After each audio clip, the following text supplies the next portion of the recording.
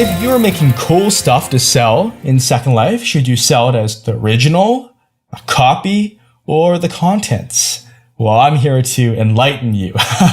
First of all, let's look at this cube. Now, I'm on as a different account, Vidi, not Torley Linden, so that we can have an accurate view of what it's like for the buyer.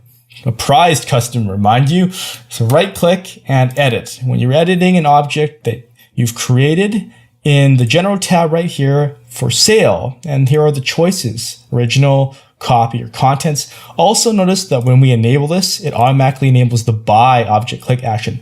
This is great because when we hover over with a single left click, we can buy. Now let's toggle over here and show you the difference of how these work. First of all, original. When we buy this, it buys the actual object as you see it in world.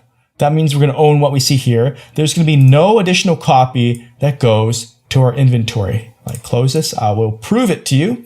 So, buy. And it says, yeah, we're the owner. We're the owner of that right there because nothing's in our inventory. Right click, edit, and you can see it's owned by Vidi, created by Torley because I just bought it. And these two are still owned by Torley. All right, so remember this. You'll also see this commonly at garage sales, yard sales, things like that, as people are clearing out stuff because they show you what it is in world. And that means that you should right click and take it as well. Remember to take it or else it'll be returned to you or worse, lost. So when you take it, there you have the object in your inventory. This isn't selling the original, is good for like limited edition artworks, but it isn't at all common for a lot of vendors and stores. Most of the vendors and stores use one of these two. So with buying a copy, click and we'll buy. And appropriately enough, it says we've bought a copy and it places a copy. Notice this original vendor object is still there. We did not buy the original. That's for sale original, of course. This is a copy. And the problem though is if it's a box, if you buy a vendor, so it gives you a box that looks just like the vendor container object, we have to res it in world like that. We have to right click, we have to open, and we have to unpack the box. And when we copy the inventory, yeah, sure, move it. And then they're right there in a folder with that name. What if you could skip those steps and just have that folder? Nice and easy. Well, that's what selling for contents is all about. Sell the contents, and when you see this, you buy the contents. And what that means is when you buy it, you get the folder right there. See?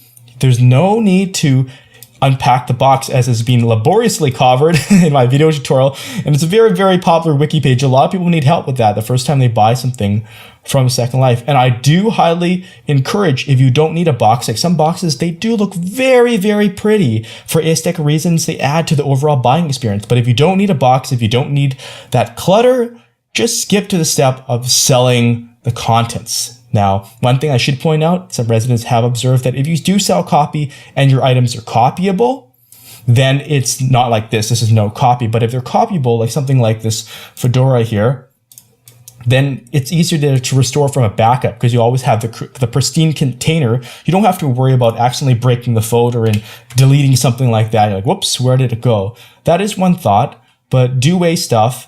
And you have to walk in your customer's shoes and figure out what's going to be the best path. There is no single right one, but hopefully by giving you this informed knowledge, you can make a better decision.